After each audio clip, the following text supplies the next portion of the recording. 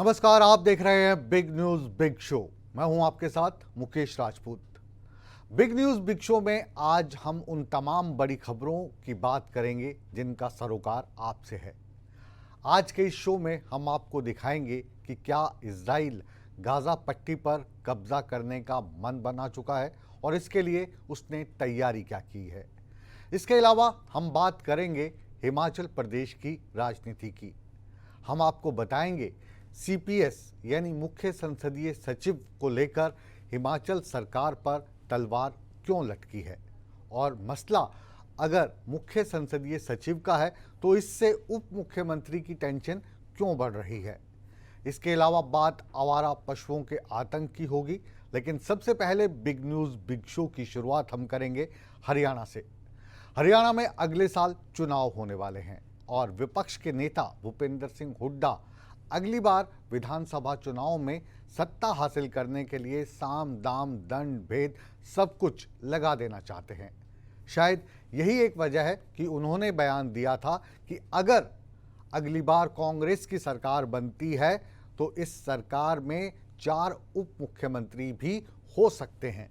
अब उनका एक और सनसनीखेज बयान आया है। उन्होंने कहा है कि अगर मुख्यमंत्री जाट नहीं बना तो ना सही, कम से कम जो डिप्टी सीएम है उप मुख्यमंत्री जाट होगा। हुड्डा साहब लगातार खुद को मुख्यमंत्री का दावेदार बताते रहे हैं, खुद जाट हैं। अब इस बयान के क्या मायने हैं, ये बयान उनको क्यों देना पड़ा, ये जानने की कोशिश है हमारी आज बिग न्यूज बिग शो की पहली बिग रिपोर्ट।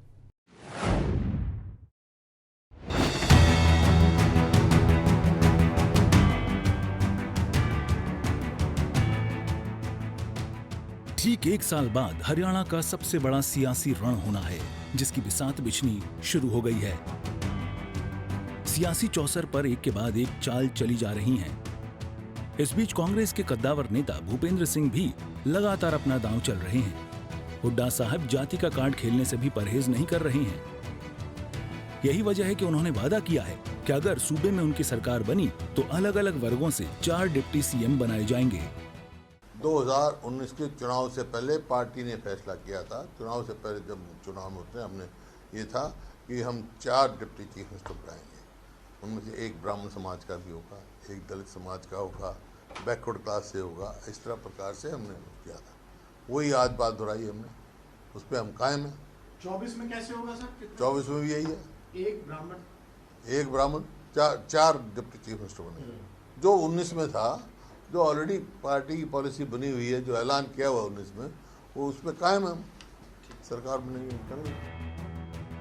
हुड्डा साहब ने महिला वर्ग को साधने की भी कोशिश की और ये वादा किया कि उन 4 डिप्टी सीएम में एक महिला भी शामिल होगी। 2019 के चुनाव से पहले भी कहा था हमने, ताकि इंक्लूसिव हो, सब समाज ये अपने आप को साझीदार समझे। इस वास्ते 4 मुख्यमंत्री बनाने का था, अलग अलग के, और उसमें 4 में से एक महिला भी उप मुख्यमंत्री होगी। कोई सी भी समाज से एक महिला जरूर उप मुख्यमंत्री, जाट डिप्टी चीफ मिनिस्टर बन जाएगा, दूसरा कोई चीफ मिनिस्टर बन जाएगा। भूपेंद्र सिंह हुड्डा के इस बयान पर अभी सियासी कोहराम थमा भी नहीं था कि वो इससे भी आगे बढ़कर बोल गए। प्रदेश में जाट गैर जाट के समीकरण को देखते हुए हुड्डा ये भी ऐलान कर गए कि कांग्रेस की सत्ता आने पर अगर जाट सीएम नहीं बना तो डिप्टी सीएम जरूर बनेगा। अब हुड्डा साहब के इस बयान पर विरोधी तंज कस रहे हैं। बीजेपी इस बयान को हुड्डा साहब की हताशा करार दे रही है। इस तरह का बयान आना एक पूर्व मुख्यमंत्री का, जिस तरह से बयान उन्होंने दिया है कि 4 उप मुख्यमंत्री बनेंगे, कभी महिला की बात करता है, कभी कहता उप मुख्यमंत्री जाट बनेगा। इस तरह के बयान देने की कोई जरूरत नहीं। ये हताश है, निराशा है। इतना सब कुछ आदमी जब सब कुछ हार जाता, फिर इस तरह के बयान आदमी करता है। और इस तरह के, जिस तरह से चौधरी भूपेंद्र ना तो प्रदेश अध्यक्ष है, ना संगठन में है, और भारतीय जनता पार्टी में तो संगठन तय करता है कौन विधायक है, कौन मुख्यमंत्री बनेगा, और विधायक दल के नेता बनेगा। वो भी नहीं है, चुनाव भी नहीं है, चुनाव तय नहीं हुए, विधायक नहीं, अभी चुनाव लेना देना नहीं। इस तरह के बयान आना प्रदेश के लिए जातिगत की राजनीति करना किसी के लिए भी ठीक नहीं है। बीजेपी हुड्डा साहब के बयान पर लगातार हमलावर है। बीजेपी का आरोप है कि हुड्डा साहब जातिगत कार्ड खेलकर प्रदेश का माहौल खराब कर रहे हैं। कास्ट बेस से भी ऊपर उठ करके की है। कांग्रेस ने हमेशा देश में 3 खेल चले हैं।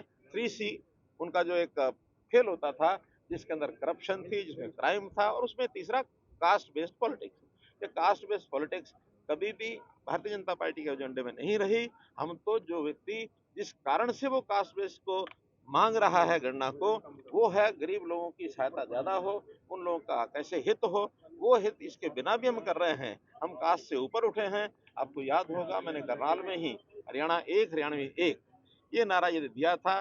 पार्टी ने जाति के आधार पर उन्होंने कार्यकारी अध्यक्ष बनाए, तो जैसे कार्यकारी अध्यक्षों के रिजल्ट हैं ऐसे ही उनके दूसरे रिजल्ट होंगे।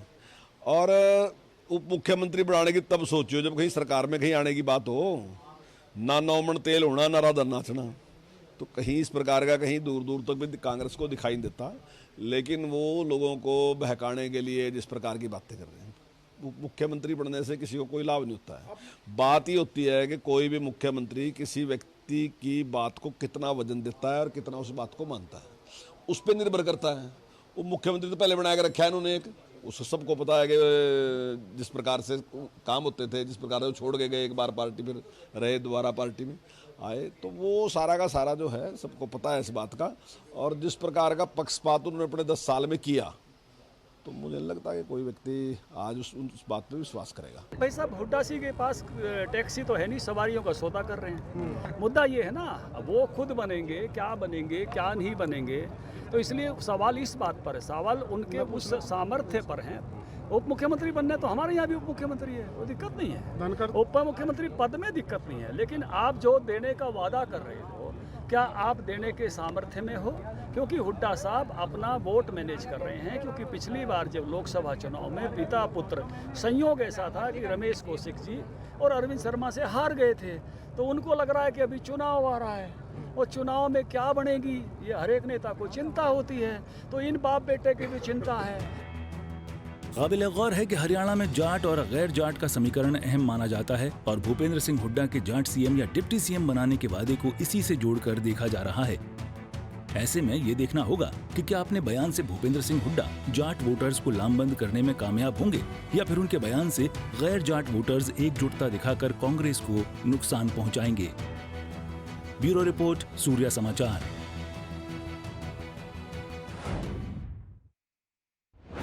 और अब बात करते हैं सत्तारूढ़ पार्टी भारतीय जनता पार्टी और मुख्यमंत्री मनोहर लाल खट्टर साहब की। आजकल लगातार मुख्यमंत्री जनसंवाद कर रहे हैं। आज भी कैथल में जनसंवाद हुआ और मुख्यमंत्री ने कई सौगात जनता को दी। अब ये जनसंवाद चुनाव की दृष्टिगत कितना महत्वपूर्ण है और इस जनसंवाद में मुख्यमंत्री कौन कौन से विषय को तरजीह देते हैं और क्या इस जनसंवाद का फायदा आने वाले चुनाव में भारतीय जनता पार्टी या यूं कहे सरकार को मिलेगा या नहीं, इस रिपोर्ट के जरिए हम समझने की कोशिश करते हैं।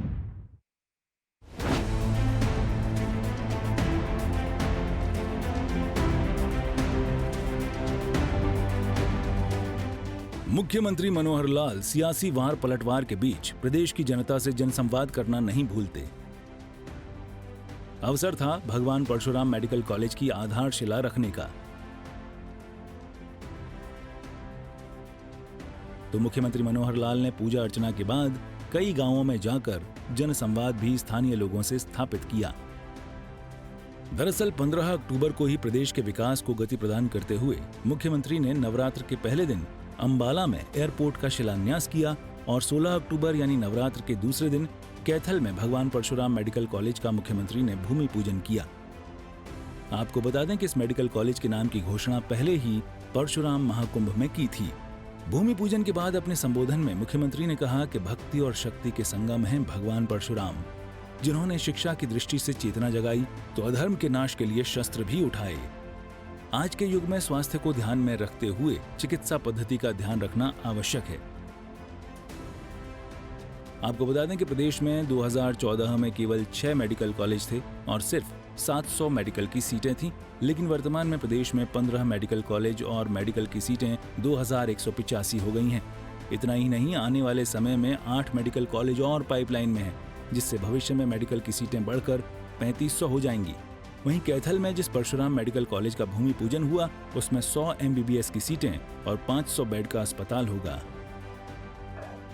आज भी भगवान परशुराम जी के नाम से ये जो मेडिकल कॉलेज है, इसका शिलान्यास कर रहे हैं। इस प्रकार से एक एक कदम आगे बढ़ते हुए हरियाणा में विकास के नाते आप लोग देख रहे हैं, लगातार 9 वर्षों से हम लोग जो काम कर रहे हैं। संयोग ऐसा है कि इस मेडिकल कॉलेज के नामकरण को मैंने अभी कुछ दिन पहले ही इसकी घोषणा की थी। 11 दिसंबर 2022 को करनाल के अंदर जब हमने भगवान परशुराम जी के नाम से कुंभ का एक कार्यक्रम किया था, उस समय कुछ घोषणाएं हुई थी। बहुत से हमारे समाज के ऐसे लोगों को तो इतना भरोसा भी नहीं था कि इस प्रकार के एक बड़े प्रोजेक्ट का नाम हम भगवान परशुराम जी के नाम पर रखेंगे। समाज में प्रसन्नता की लहर थी और आज हमने उसको मूर्त रूप दे करके उसको सफल किया है। मुख्यमंत्री मनोहर लाल ने कहा कि स्वस्थ रहने के लिए हमें दिनचर्या और खान पान में बदलाव करना होगा। सर्वे संतु निरामयः की भावना को ध्यान में रखते हुए प्रधानमंत्री मोदी ने योग को विश्व पटल पर पहुंचाया। प्रदेश की सरकार ने ग्राम स्तर तक योग, व्यायामशाला और वेलनेस सेंटर खोले। यही वजह है कि खेलों में हरियाणा का नाम पूरे देश में सबसे ऊपर है। क्या हमारा खान पान ठीक हो, हमारा शरीर खेल की तरफ आगे बढ़े, योग की तरफ आगे बढ़े, हमारी आदतें ये ठीक हो, हमारी दिनचर्या ये ठीक हो। आप प्रारंभ से ऐसा कर लीजिए। मैं समझता हूं आज जितने लोग बीमार होते हैं, इससे आधे भी नहीं होंगे। हम बीमार ना हो, उधर आगे बढ़े। अगर बीमार नहीं होंगे, हमें मानसिक कष्ट नहीं होगा, शारीरिक कष्ट नहीं होगा, हमारा पैसा खर्च नहीं होगा, हम स्वस्थ रहेंगे, काम ज्यादा करेंगे, जिंदगी में आगे बढ़ेंगे। आपको बता दें कि मेडिकल कॉलेज की आधारशिला के बाद गांव सांपनखेड़ी में मुख्यमंत्री दूसरा जनसंवाद करने पहुंचे, जहां खुला दरबार लगाकर आम जनता की समस्याएं सुनी और समस्याओं के निवारण के लिए अधिकारियों को दिशा निर्देश भी दिए और प्रदेश की सम्मानित जनता को शारदीय नवरात्र की शुभकामनाएं भी दी। बहरहाल जिस प्रकार से लगातार एक के बाद एक प्रदेश सरकार जनता के हित में फैसले ले रही है, यकीनन उसका लाभ जनता को मिल रहा है। खासकर शिक्षा, स्वास्थ्य और खेल के लिए प्रदेश सरकार बेहद सराहनीय काम कर रही है। सूर्य समाचार के लिए कैथल से वीरेंद्रपुरी की रिपोर्ट। अब बात करते हैं हिमाचल प्रदेश की। हिमाचल प्रदेश में CPS यानी मुख्य संसदीय सचिव का मामला कोर्ट में है, लेकिन इस मामले के साथ साथ डिप्टी CM यानी मुकेश अग्निहोत्री भी परेशान हैं। डिप्टी CM CPS के मामले को लेकर क्यों परेशानी में है? क्योंकि सरकार की जिम्मेदारी तो इस वक्त सुखविंदर सिंह सुक्खू मुख्यमंत्री के तौर पर संभाल रहे हैं। इस फैसले से मुख्यमंत्री के साथ साथ उप मुख्यमंत्री की टेंशन क्यों बढ़ गई है? खास तौर से जो CPS वाला मामला है, उसमें मुख्यमंत्री के अलावा मुकेश अग्निहोत्री जो इस वक्त उप मुख्यमंत्री हैं, परेशान क्या हैं? उनके परेशानी का राज क्या है? इन्हीं सभी सवालात का जवाब देने के लिए हम आपको दिखा रहे हैं अगली ये स्पेशल रिपोर्ट।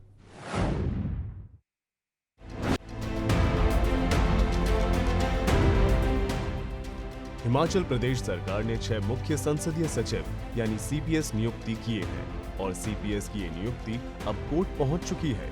बीजेपी विधायकों ने CPS की नियुक्ति को चुनौती देने के साथ साथ उप मुख्यमंत्री की नियुक्ति को तकनीकी तौर पर असंवैधानिक करार देते हुए उसे भी चुनौती दी है। भाजपा की दलील है कि मुकेश अग्निहोत्री ने बतौर डिप्टी CM पद की शपथ नहीं ली है, लिहाजा वे उप मुख्यमंत्री पद पर तकनीकी तौर से नहीं बने रह सकते।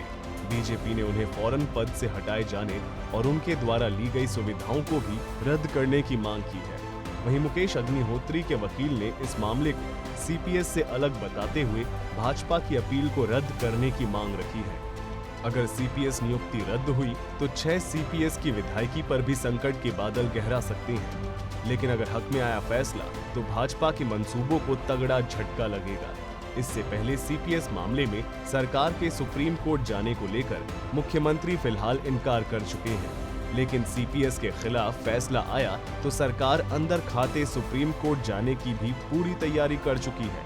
नहीं, मैं सुप्रीम कोर्ट, हमारी तो कोई आदत, सुप्रीम सीपीएस का मामला हाई कोर्ट में, ऐसा तो कोई ऐसी बात ही नहीं है। धन्यवाद। Thank you. आपको बता दें, अपने 6 नजदीकी और खास नेताओं को सुखविंद्र सरकार ने सीपीएस की नियुक्ति देकर उन्हें कैबिनेट का दर्जा दिया है, लेकिन इन नियुक्तियों के बाद 3 अलग-अलग याचिकाओं के जरिए उन्हें अवैध ठहराने के लिए प्रदेश हाईकोर्ट में चुनौती दी गई है। सीपीएस मामले में हाईकोर्ट के फाइनल फैसले के आने में अभी वक्त लगेगा, लेकिन सुखविंद्र सरकार के लिए ये मामला गले की फांस से कम नहीं है। अब आपको बताते हैं कि तकरार क्यों छिड़ी है। दरअसल सीपीएस नियुक्तियों को सबसे पहले पीपल फॉर रिस्पॉन्सिबल गवर्नेंस संस्था, भाजपा नेता सतपाल सत्ती समेत भाजपा के 1 दर्जन विधायकों ने सीपीएस मामले में अपनी याचिका दायर की है। उधर एक अन्य याचिका में मंडी निवासी कल्पना देवी ने भी सीपीएस की नियुक्तियों को गलत ठहराकर उन्हें रद्द करने से जुड़ी याचिका दायर की है। अब आपको बताते हैं कि इन याचिकाओं में क्या मांग की गई है। सीपीएस की नियुक्तियां रद्द हो। पंजाब के फैसले का दिया गया हवाला। 2006 में हाईकोर्ट ने सीपीएस की नियुक्ति को असंवैधानिक करार दिया था। तकनीकी तौर पर उप मुख्यमंत्री पद की शपथ नहीं हुई। फैसला आने तक सभी सीपीएस को काम करने से रोका जाए। अब जरा सीपीएस की पूरी राजनीति समझिए। हिमाचल में सत्ता पलटने के बाद सीएम सुक्खू ने अपने 6 सबसे करीबी सिपहसालारों को सीपीएस बनाकर बड़ा तोहफा दे दिया। 3 मंत्री पद को खाली रख अपने खासम खास लोगों को जो कैबिनेट दर्ज किए तैनाती की गई, उसे मुख्यमंत्री सुक्खू के सियासी मास्टर कार्ड के तौर पर भी देखा गया। सुक्खू सरकार में अभी 3 मंत्री पद खाली रखे गए हैं।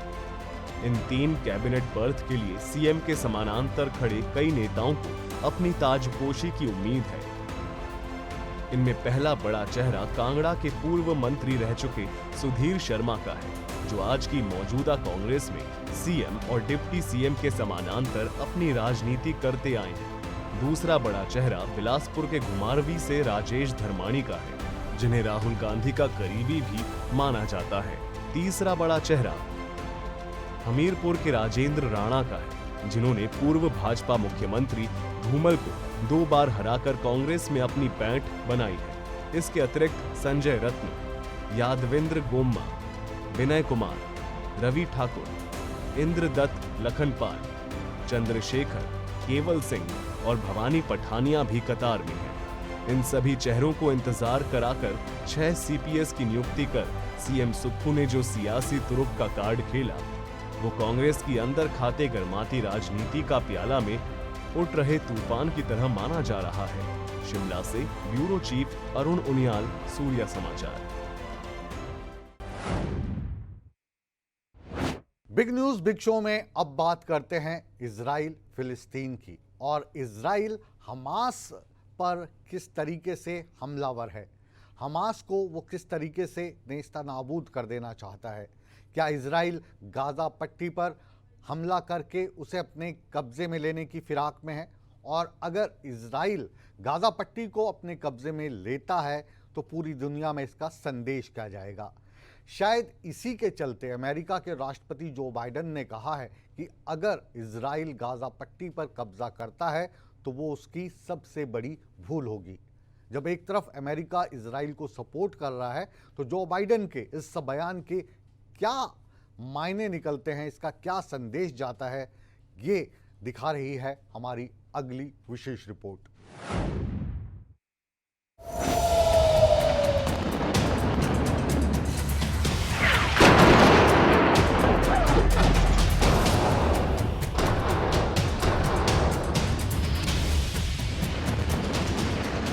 दुनिया भर की टेंशन में इजाफा करने वाला इजराइल और हमास का युद्ध थमने का नाम नहीं ले रहा।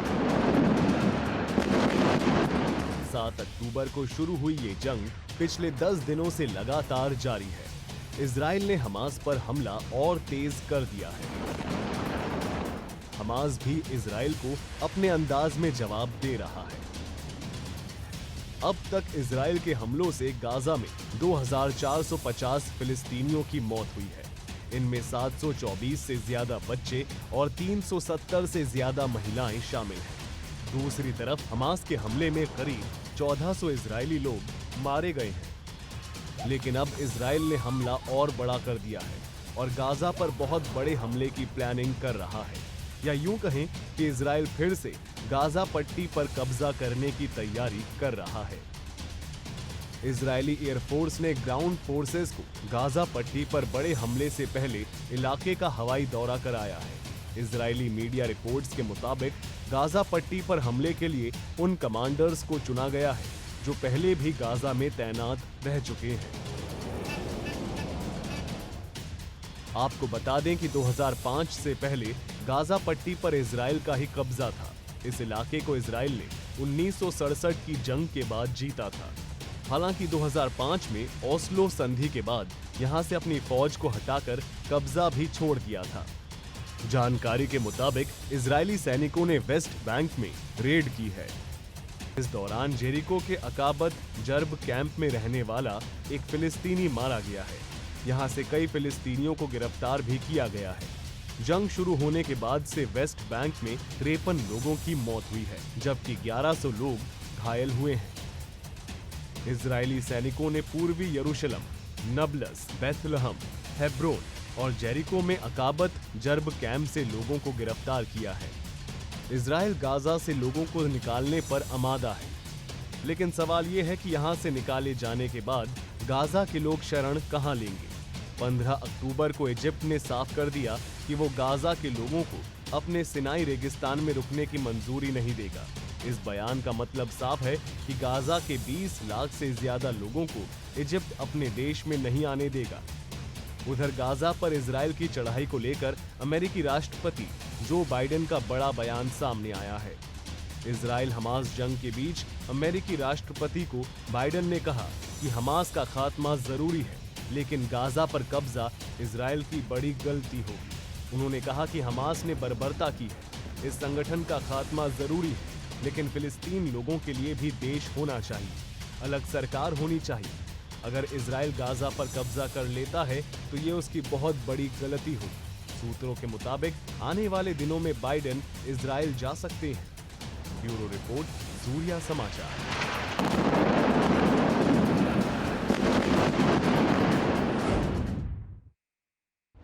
और अब बिग न्यूज बिग शो में हम बात करने जा रहे हैं उस खबर की जिससे आप हम रोज दो चार होते हैं। हम बात कर रहे हैं आवारा पशुओं के आतंक की।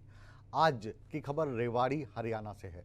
इस खबर के जरिए हम आपको दिखा रहे हैं कि कैसे एक स्कूटी पर सवार महिला के लिए आवारा पशु जी का जंजाल बन गए। केवल उसी के लिए नहीं, बल्कि जो उस महिला को उस आवारा पशु से बचाना चाहते थे वो अपनी जान कैसे बचा पाए।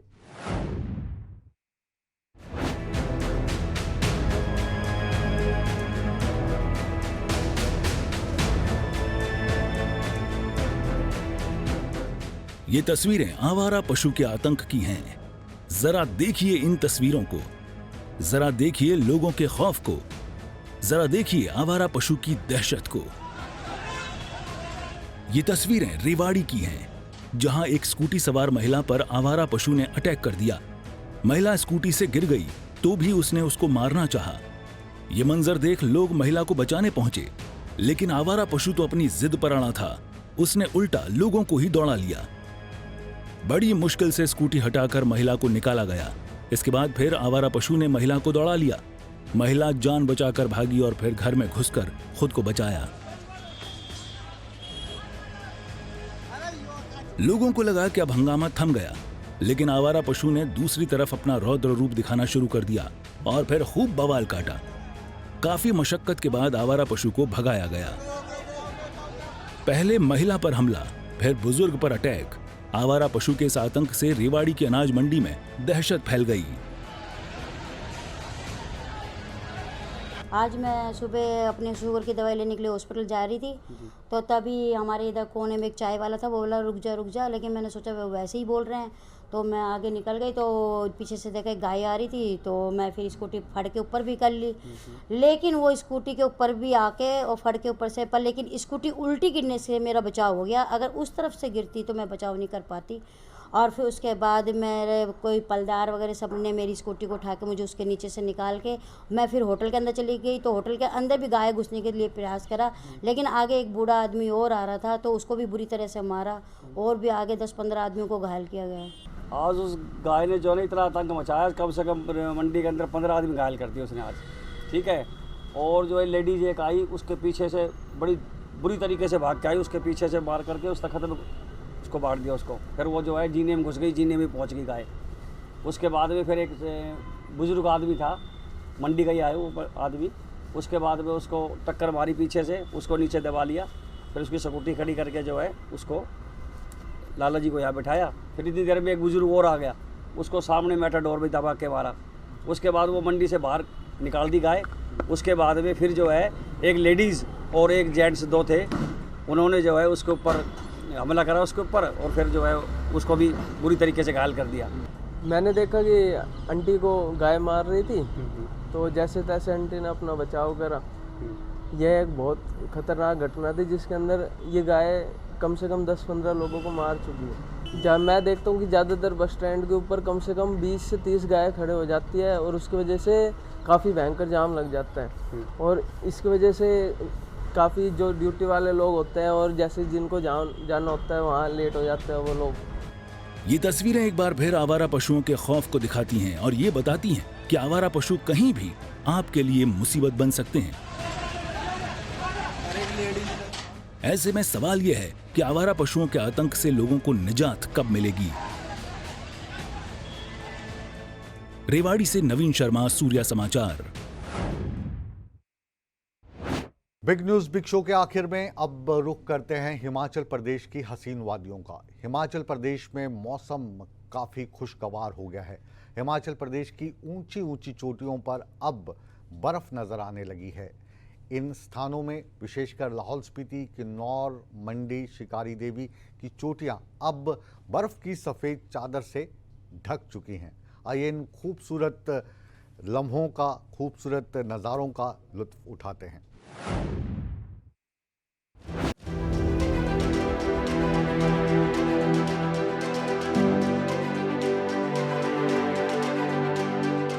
हिमाचल में मौसम विभाग ने 18 अक्टूबर तक मौसम खराब रहने की आशंका जताई थी, जिसके चलते प्रदेश के कई जिलों में बारिश और ऊंचाई वाली जगहों पर बर्फबारी देखने को मिली है। इसमें लाहौल घाटी, किन्नौर और मंडी के शिकारी देवी की चोटियों ने सफेद चादर ओढ़ ली है। 3,359 मीटर की ऊंचाई पर स्थित शिकारी देवी में बर्फबारी देखने को मिली। अपने अद्भुत चमत्कार के लिए विख्यात ये मंदिर, जिसमें प्रत्यक्ष रूप से देखा जाता है कि यहाँ पर माता के मंदिर में छत न होने के बावजूद भी कभी बर्फ मूर्तियों को नहीं ढक पाती। इसे माता का चमत्कार माना जाता है। यहाँ पर नवरात्रि के उपलक्ष्य में दुर्गा पाठ कराया जा रहा है। इसके साथ ही नवरात्रि में यहाँ पर बड़ी तादाद में श्रद्धालु भी पहुँच रहे हैं। हम Nerchowk medical college, Shri Lal Bahadur Shastri government medical college के छात्र हैं। हम वैसे तो कुछ बंदे हम में से हरियाणा के हैं, कुछ राजस्थान से हैं, पर हम यहाँ पे शिकारी देवी के माता मंदिर में हम मत्था टेकने आए हैं। यहाँ पे आके हमें बहुत अच्छा लगा। रास्ते में अभी यहाँ पे नवरात्रों के पहले दिन में हमें यहाँ पे बर्फ़ भी देखने को मिली है, जो हिमाचल की बर्फ़ है, पहाड़ों की वादियाँ हैं। यहाँ बड़ा मज़ा आ रहा है हमें। इसके साथ ही सोलन और नालागढ़ में भी मौसम ने करवट बदलते हुए ठंड की दस्तक दे दी है। सोमवार को सुबह से ही खराब चल रहे मौसम के बाद बारिश भी हुई। लाहौल घाटी में मौसम आज भी खराब चल रहा है। बता दें कि लाहौल में पिछले 2 दिनों से बर्फबारी हो रही है। मौसम विभाग ने आगामी कुछ दिनों तक मौसम खराब रहने की आशंका जताई थी। बात अगर लाहौल स्पीति और किन्नौर की करें तो किसान खेतों के कामों से पूरी तरह मुक्त हो चुके हैं और आगामी फसलों के लिए बर्फबारी अच्छी भी है। लेकिन बर्फबारी उन बागबानों के लिए खतरा बनी हुई है जिनके बगीचों से अभी सेब की फसल पूरी तरह से मंडियों तक नहीं पहुंची है। क्योंकि बर्फबारी से ओलावृष्टि होने की संभावना है। देखिए, पश्चिम विक्षोभ सक्रिय हुआ पिछले 24 घंटे में और उससे प्रदेश के अधिकांश हिस्सों में लाइट टू मॉडरेट बरसात हुई है। चौड़ी में, जिला चंबा में हाईएस्ट रेनफॉल हुई है 4 सेंटीमीटर और उसके बाद प्रदेश के बाकी एरियाज में लाइट टू मॉडरेट बारिश रही है और ये सिलसिला आज भी कंटिन्यू करेगा। आज भी प्रदेश के ज़्यादातर एरियाज में बारिश और ऊपरी क्षेत्रों में बर्फबारी होगी। कल से जरूर इसमें कमी आएगी बारिश में और 18 तारीख से फिर मौसम ठीक हो जाएगा। तो ये पश्चिम विक्षोभ जो भी सक्रिय है, आज ज़्यादा असर रहेगा इसका, कल से इंटेंसिटी कम हो जाएगी। हालांकि बारिश रहेगी लेकिन वो उसकी इंटेंसिटी कम रहेगी और 18 तारीख से मौसम में तब्दीली होगी, ठीक हो जाएगा, जो कि बागवानों के सेब की फसल को खराब कर सकती है। ऐसे में ये मौसम बागवानों के लिए मुसीबतें लेकर आया है। बर्फबारी से कुछ सड़कें बंद भी हो गई हैं।